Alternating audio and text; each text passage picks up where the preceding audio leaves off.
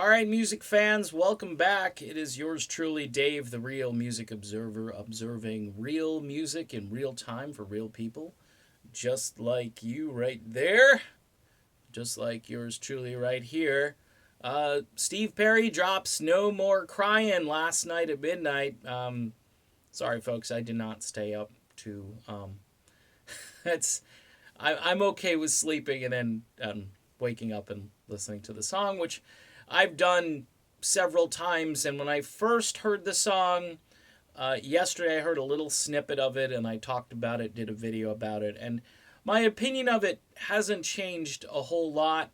Um, this is what I like about the song, and then I'm going to give you maybe some stuff, not that I don't like, but just my observations about the song.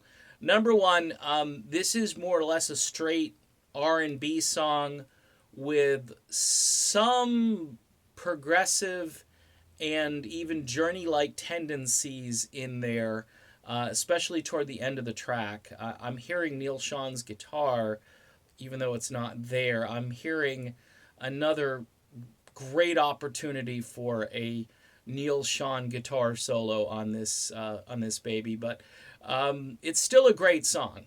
It's straight up R&B, but then when the electric guitar part comes in, it kind of morphs a little bit into a kind of a sweet and sour melody to some degree. Because if you had kept that opening line going throughout the whole song, it's really a tune that you'd hear like in the Stax years, or has kind of a Motowny thing if it was a little faster. Lyrically, this is a really depressing song.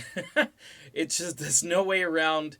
Lyrically, there's no more crying because there's no more love, so there's no more crying. In other words, I'm not going to cry anymore because I ain't going to do this anymore. No more loving, no more crying. Steve's voice. Here's, again, I tell it to you straight. You can disagree with me. It's just, it's taking me a little bit to adjust to Steve's new voice. Because let's just be honest, it's new. It's a little different. It's not the old Steve.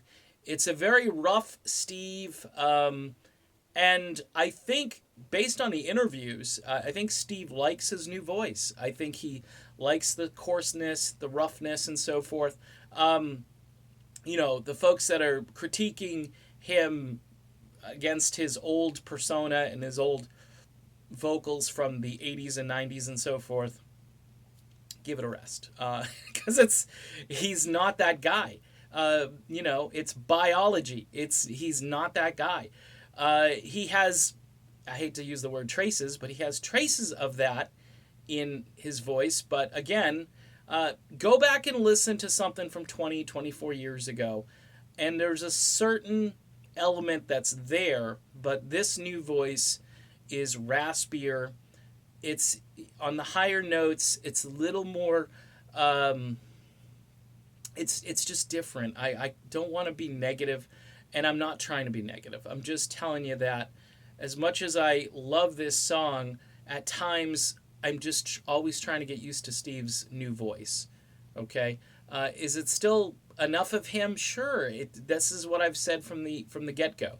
Somebody, a couple of years ago, who allegedly heard this album, said to me, "Hey, Dave, this is a masterpiece album, but it's Steve Perry at age 67, 68, 69, and people will still dig it, and I think you're going to dig the song."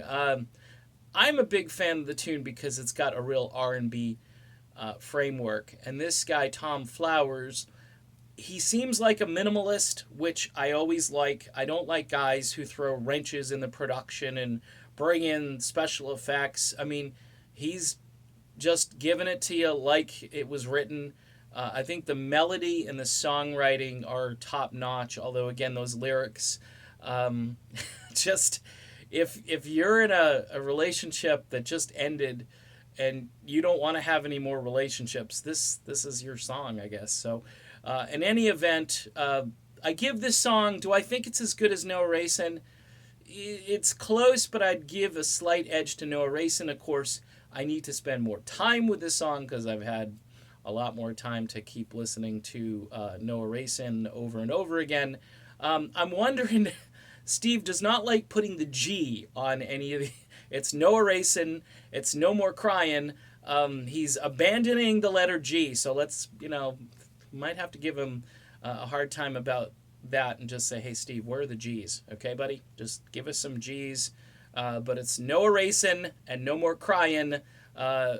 Both of them, I think, very worthy, especially compared to what is out in the music world, what is on adult contemporary stations these days, because most of it is garbage. And this, regardless of how I feel about Steve's voice, is just light years ahead.